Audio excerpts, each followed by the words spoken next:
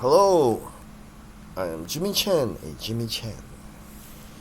There are many Jimmy Chens, but my father is the Jimmy Chen of Jimmy Chen. Nehemiah 12. Remember, food for HNM, that is my channel. Remember, priests and Levites. It's very important. Remember, priests and Levites, later on, I think they became Pharisees and Sadducees, because they were no longer good priests. They did not do things according to the law of the Lord. So they just I guess we can't call ourselves priests. We have to be Pharisees. Pardon. These were the priests and Levites who returned with Zerubbabel, son of Shealtiel, and with Joshua.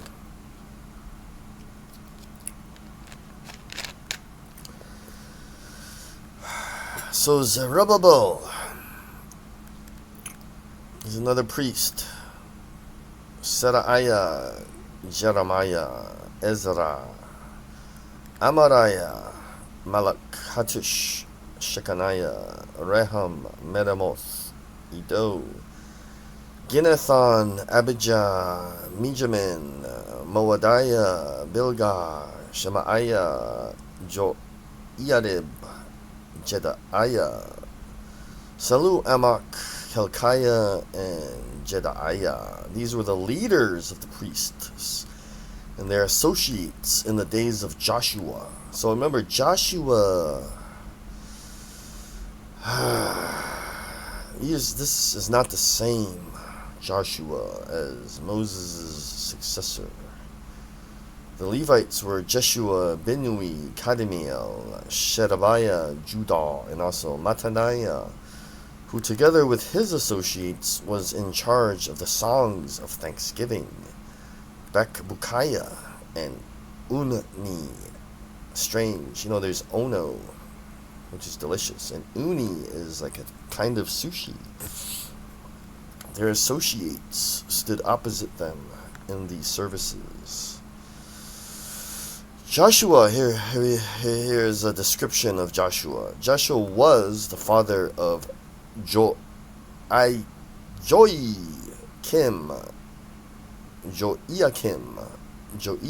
the father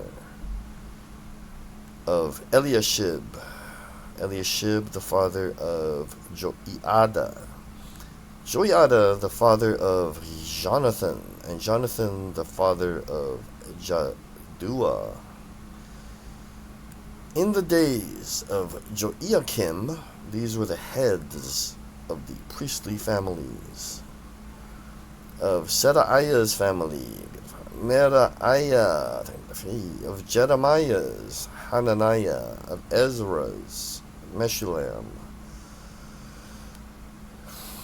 So we see that Ezra, Jeremiah, they were all priests too.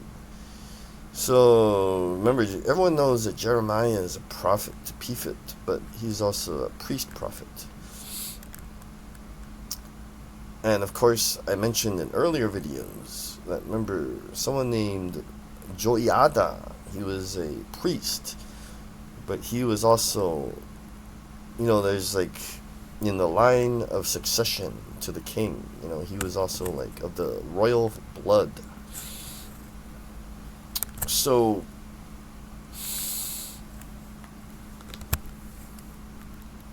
see, Joshua is related to Joiakim. We're talking about Zerubbabel. These are priests and Levites.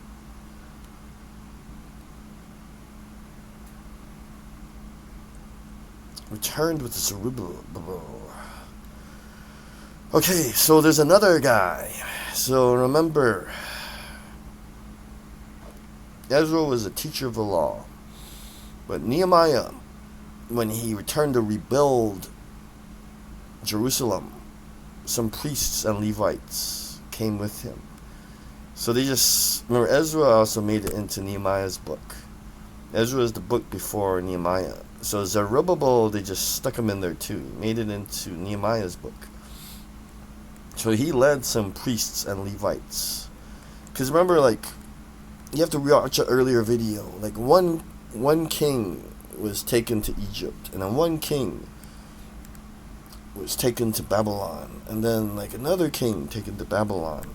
And then, remember, then somehow Persia, like, conquered Babylon, and Persia, his king was Cyrus. It's C-D, A-B-C-D. C, then Cyrus, Xerxes, Artaxerxes, and then D, Darius. There were like 4 kings of Persia. While those 4 kings of Persia were ruling, they allowed so they conquered the entire thing, probably all the way to Egypt too. You know, the Persian Empire, like, emerged, and then the Persian kings were good. They just said, if you're Israelite, just go back to your land and rebuild it. You know, rebuild Jerusalem too, and your temple. So we don't know where Zerubbabel came from, but either also from around Babylon or maybe Egypt. So in the days of Joachim, these were the heads of the priestly families of Seraiah's family, Meraiah of Jeremiah's, Hananiah of Ezra's, Meshullam of Amariah, Jehohanan of Malach's, Jonathan of Shechaniah's, Joseph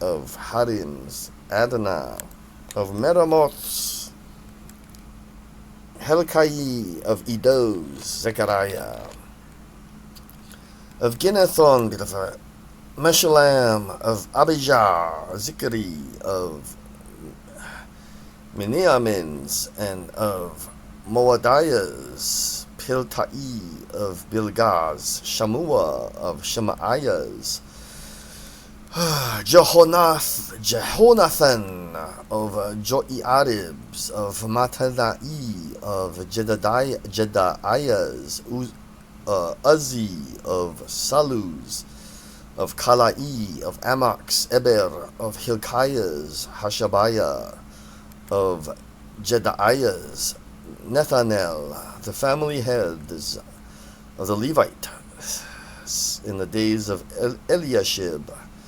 Joiada, Johanan, and Jaddua, as well as those of the priests, were recorded in the reign of Darius the Persian.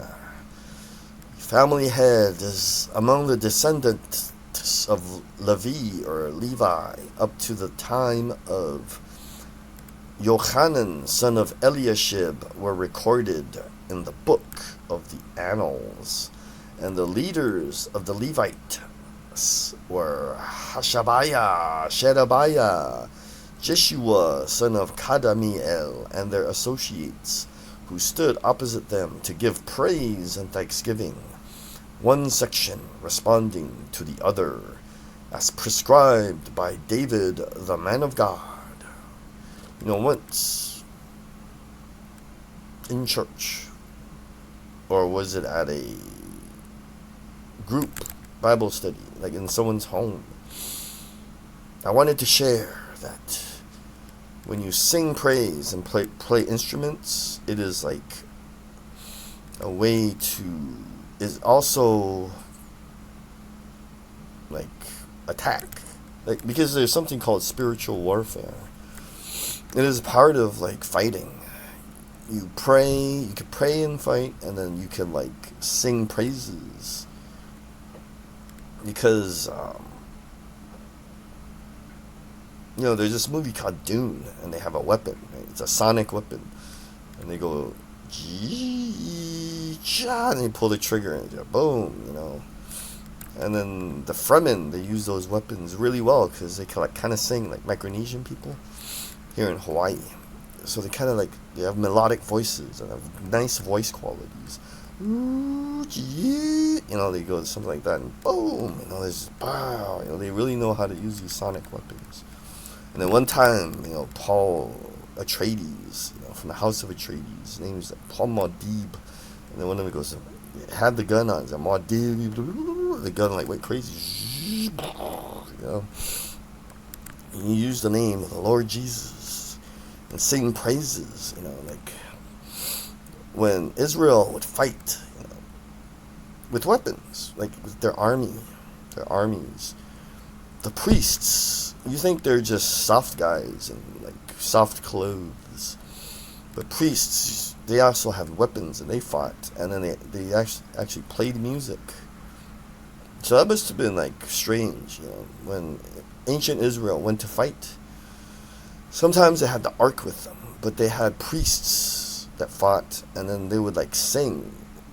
Could you imagine, like you watch a Civil War movie, it's like the North versus the South, and then while the North is like they're all like shooting at each other, blam blam blam, and then can you imagine like some of them are like singing, and the South would be like, what the heck is going on? But it's more than just, I don't know how it really went down, or what really happened. It's more than like confuses things, like discombobulating. It would more than like rattle you if there's music coming from the opposing fighting army. But when the priest would sing, right, they actually like are calling out to God, the one true God, like help us. And the one true God usually will respond like send lightning. These dark clouds will roll in and lightning bolts will start to hit the other side.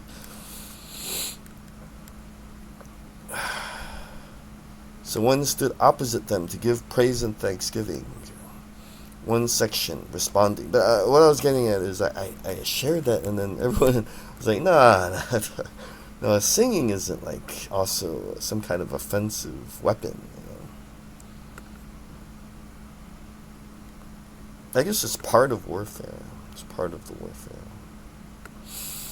Mattaniah, Bakbukaya, Obadiah, Meshullam, Talmon, and Akub were gatekeepers who guarded the storerooms at the gates. They served in the days of Joachim, the son of Joshua, the son of Jozadak, and in the days of Nehemiah, the governor, and of Ezra the priest, the teacher of the law. Remember, Ezra had the book. He had this. Everyone can find a Holy Bible online. It's so easy to find, but Ezra had maybe like the original or most complete, like their version of the Holy Bible. What I'm reading from. He like held it. He had it. Just like Moses wrote the 10 Commandments. Remember Moses, the 10 Commandments guy, and he put the 10 Commandments, those tablets, into this thing called the Ark. So everything besides those 10 Commandments, Moses like had it in his mind. Probably wrote it down. The book of the law of Moses. And then someone like Ezra, also, he's a teacher of the law, but he also knew how to write Hebrew letters. And back then, probably no one really knew how to write those Hebrew letters. So the teacher of the law, there could be, remember, there's always like the prophet, the next knew the prophet. There's probably someone called super secret, like the teacher of the law, and then they would, from all the way back to Moses, it was probably Aaron who did it, because he's a priest. They would try to make sure that the law, like, survived each succeeding generation. So the teacher of the law, like, preserved the Holy Bible. So that we have this, we can thank Ezra. We have the Holy Bible today. We can thank Ezra, the priest, the teacher of the law. And of course, we can thank the Lord Jesus. Always thank Him. Dedication of the Wall of Jerusalem. At the dedication of the Wall of Jerusalem, the Levites were sought out from where they lived and were brought to Jerusalem to celebrate joyfully the dedication with songs of thanksgiving and with the music of cymbals, harps, and lyres. The musicians also were brought together from the region around Jerusalem, from the villages of the Netophathites, from Beth Gilgal, and from the area of Geba and Asmaveth. For the musicians had built villages for themselves around Jerusalem when the priests and Levites had purified themselves ceremonially. They purified the people, the gates, and the wall. I had the leaders of Judah go up on top of the wall. I also assigned 2 large choirs to give thanks. One was to proceed on top of the wall to the right, toward the dung gate. Hosea and half the leaders of Judah followed them, along with Azariah, Ezra, Meshulam, Judah, Benjamin, Shemaiah, Jeremiah, as well as some priests with trumpets, and also Zechariah, son of Jonathan, the son of Shemaiah, the son of Mattaniah, the son of Micaiah, the son of Zakur, the son of Asaph, and his associates, Shemaiah, Azarel, Milalai, Gilalai, Ma'ai, Nethanel, Judah, and Hanani, with musical instruments prescribed by David, the man of God. Ezra, the teacher of the law, led the procession.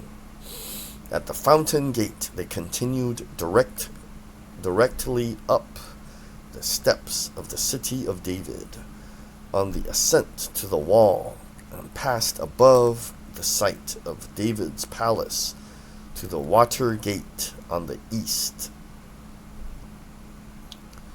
The second choir proceeded in the opposite direction.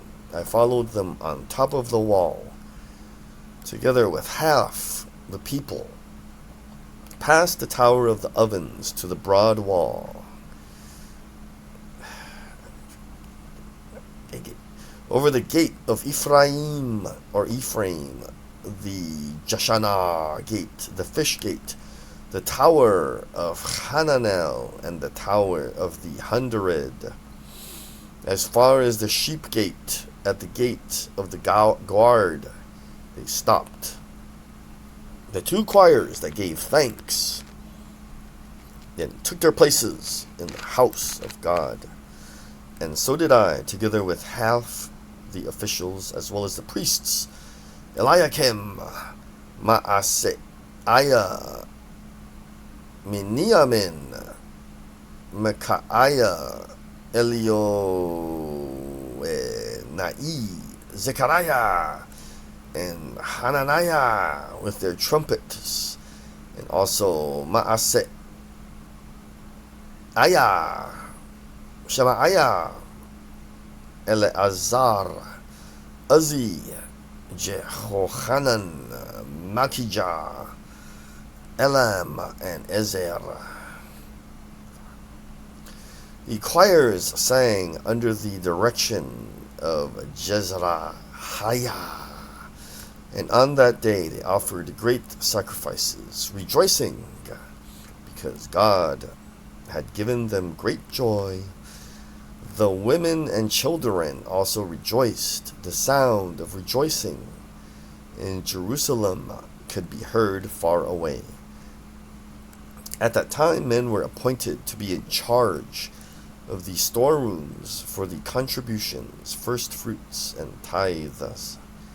From the fields around the towns, they were to bring into the storerooms the portions required by the law for the priests and the Levites, for Judah was pleased with the ministering priests and Levites. They performed the service of their God and the service of purification, as did also the musicians and gatekeepers, according to the commands of David and his son Solomon. For long ago, in the days of King David and Asaph, there had been directors for the musicians and for the songs of praise and thanksgiving to God. So in the days of Zerubbabel and of Nehemiah, all Israel contributed the daily portions for the musicians and the gatekeepers. They also set aside the portion for the other Levites, and the Levites set aside the portion for the descendants of Aaron.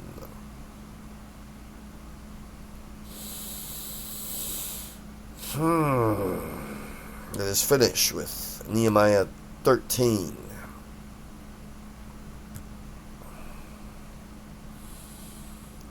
Nehemiah's final reforms. On that day, the book of Moses was read aloud in the hearing of the people, and there it was found written that no Ammonite or Moabite should ever be admitted into the assembly of God.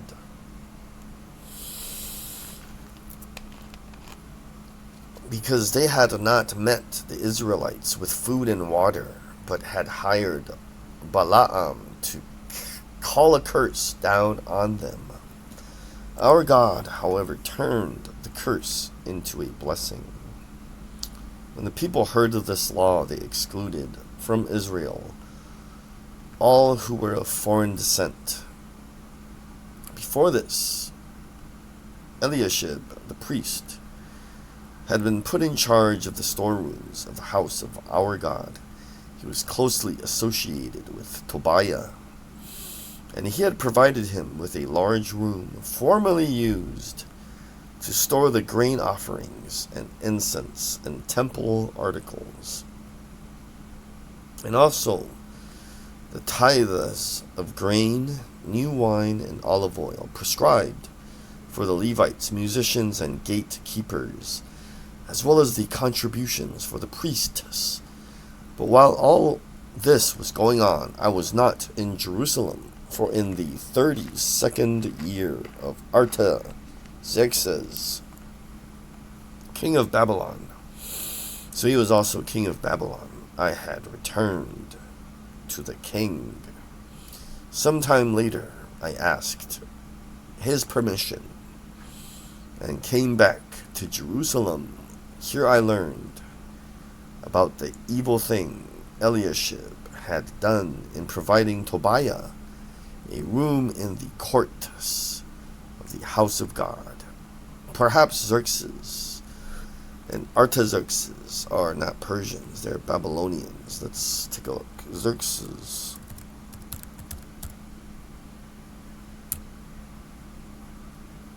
No, Xerxes the Great was a Persian ruler.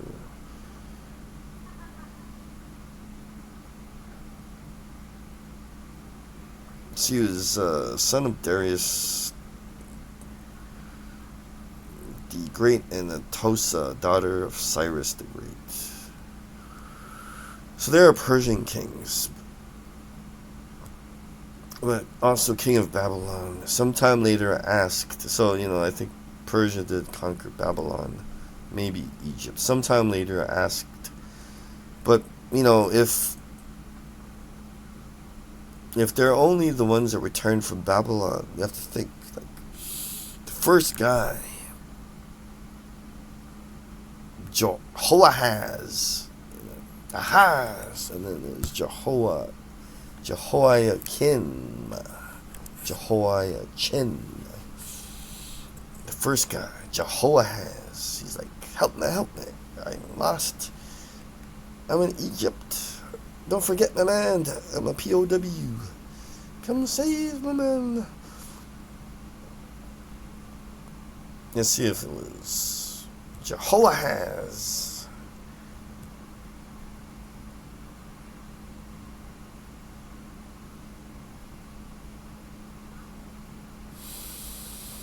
So remember, this is all in Second Chronicles.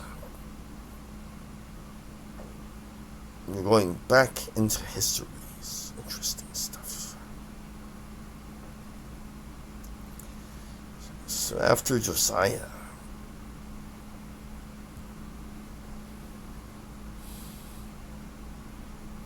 so Jehoahaz was his son, and then he was carried away to Egypt, and there was Jehoiakim, and he was carried away to Babylon, and then Jehoiachin was carried away too. And then Zedekiah rebelled against Nebuchadnezzar. I was saying that perhaps Nehemiah is related to Zedekiah.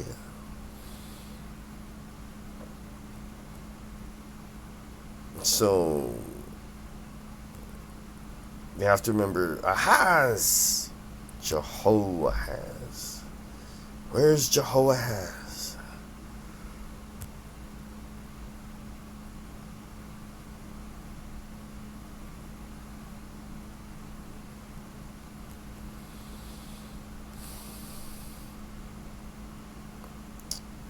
So sometime later asked Artaxerxes his permission and came back to Jerusalem. Here I learned about the evil thing Eliashib had done, so they gave Tobiah a room. He was displeased and threw all of Tobiah's goods out of the room. I gave orders to purify the rooms, and then I put back into them the equipment of the house of God. You have to watch an earlier video. There was this guy named, he has a strange name. There's something in Tobiah. The opposition, I think it was in Nehemiah 4. Sanballat and Tobiah and another Arab guy. The three of them opposed the building of the wall. His name was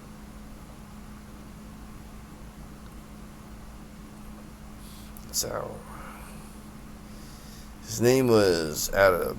No.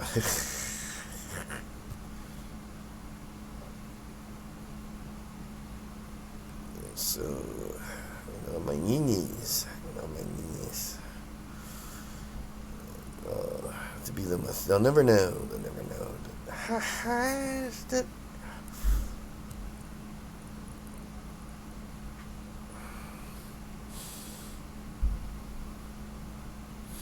So it's always the case that these guys, they forgot about me, They forgot that I could not prove my descendancy, that I'm not really of the priestly line. Nehemiah, I remember you guys, Sanballat, I remember you, Tobiah. You were jeering us and making fun of us that the wall would not be built.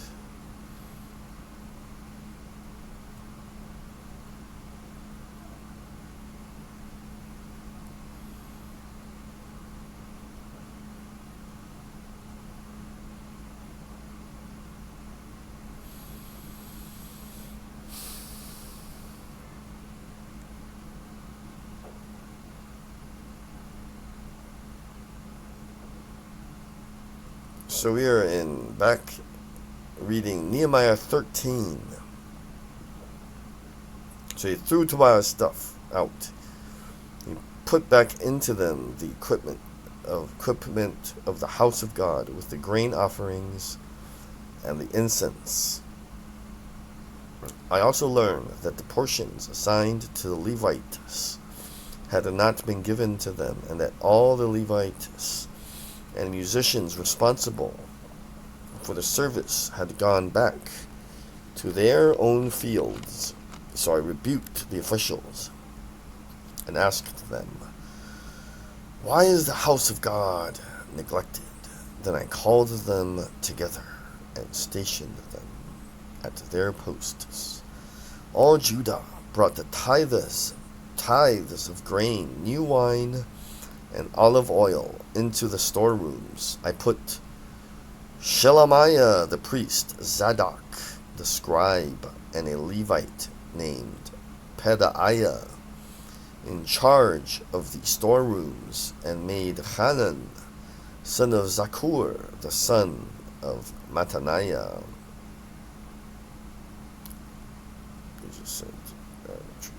their assistant, because they were considered trustworthy. They were made responsible for distributing the supplies to their fellow Levites. Remember me for this, my God, and do not blot out what I have so faithfully done.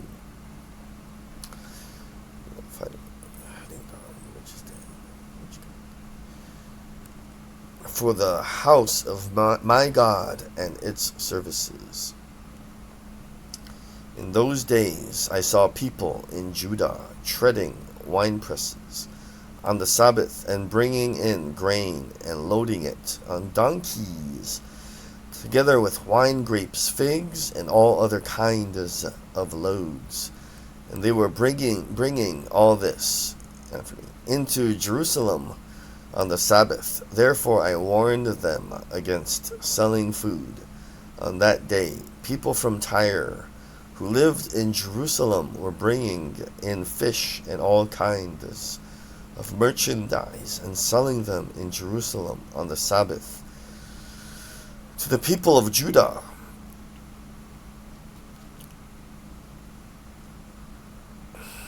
I rebuked the nobles of Judah and said to them, "What is this wicked thing you are doing, desecrating the Sabbath day?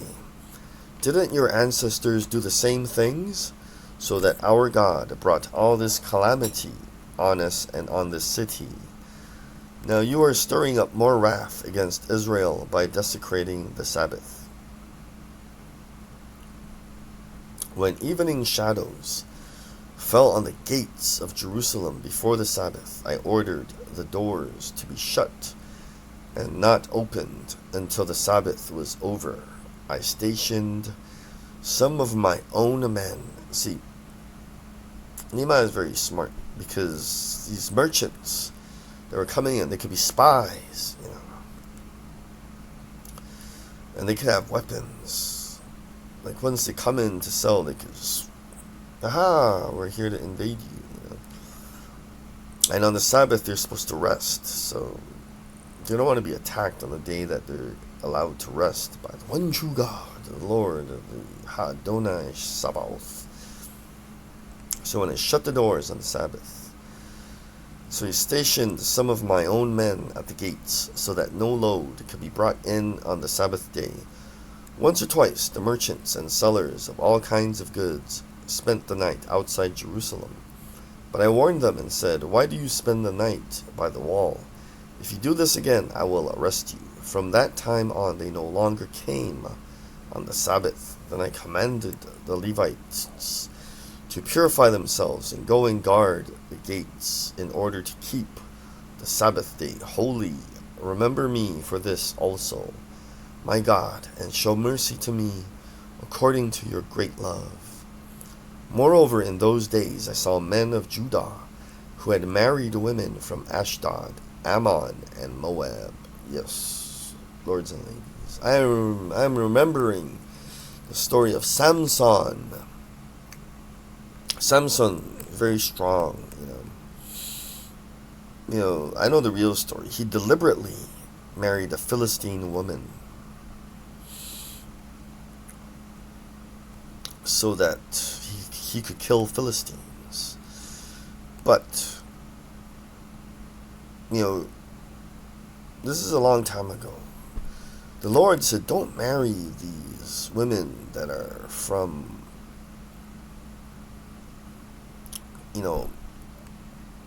your enemies. They really were enemies. Just remember Canaanites and Philistines. They were always fighting the Israelites. So Ammonites and Moabites, they're the same thing. They're the enemies of Israelites. Like, if you marry them, what happened to Samson? He married a Philistine woman, and then they always tried to like grab him and cut his hair, and then at the end they gouged his eyes out and like chained him to these pillars, and made fun of him. So, when you marry these women, they just trick you that they love you, and then they want to like kill you, and then they're like spies. You marry like a one of these women from the enemy's people. The women are really like spies. It's like James Bond stuff. And then once they're married to you, they allow all their relatives to come into Jerusalem and like invade. And then remember, these are they were like more primitive times. So when they were allowed to come into your city, they have a way to get in, and then let's say they're one enemy, then they'll like align themselves with these other two tribes, like the Ammonites. You marry an Ammonite woman, right? Is it an Amorite? Ammonite. There's the Ammonites at this point, Nehemiah's time. The enemies are Ammonites and Moabites. Let's say you marry an Ammonite woman, right? And then all these Ammonites move in, and then they're living in there. They're just planning to like how to take over your city, and then they just send the message out to all the Ammonites out there. Okay, now just align yourself with the Moabites and create like a large army, and then on this day attack, and then we're on the inside. Somehow we'll like beat people up in here and open the gate and let you in, and then we'll just take over their city. That's the reason you don't marry like the women of the enemy.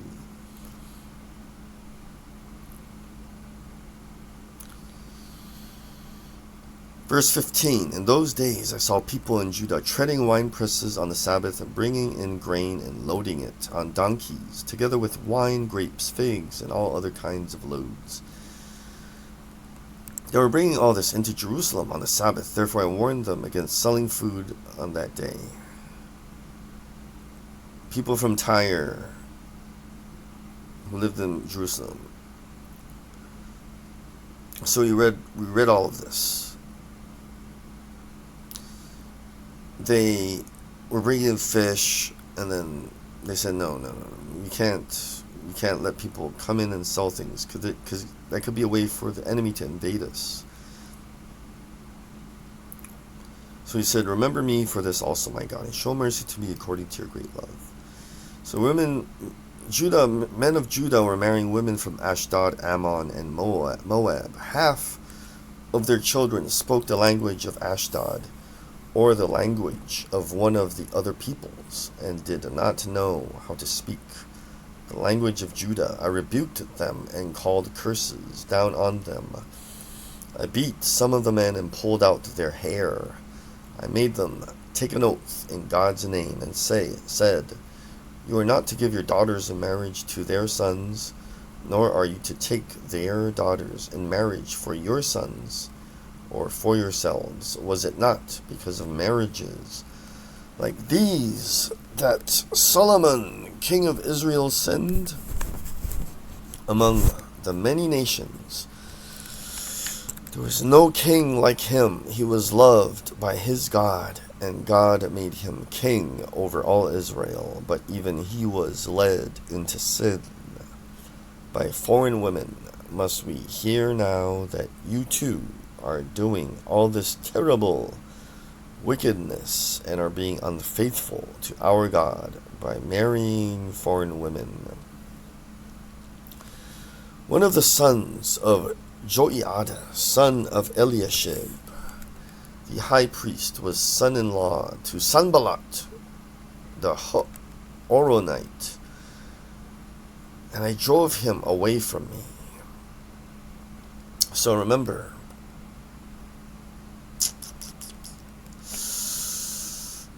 Sanballat's a bad guy. Sanballat, and of course,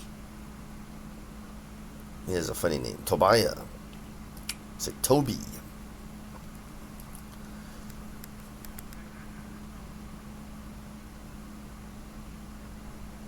So they found one of one of the sons of Joiada, was son-in-law to Sanballat. Remember them, my God, because they defiled the priestly office and the covenant of the priesthood and of the Levites. So I purified the priests and the Levites of everything foreign and assigned them duties, each to his own task. I also made provisions for contributions of wood at designated times and for the first fruits. I remember talking about King Solomon. He talked about wood, when he was a king, so like other kings and queens would visit him, he would give them gifts of like wood. He had gold. He said, I have gold, I have wood to give you. I also have something like precious stones,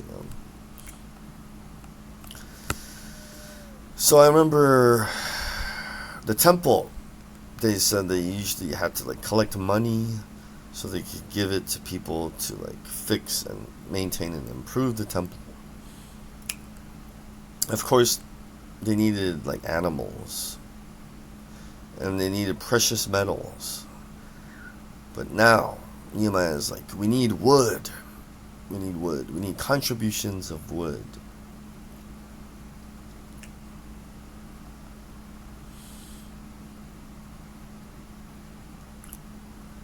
Designated times and for the first fruits. Remember me with favor, my God. That is all of Nehemiah.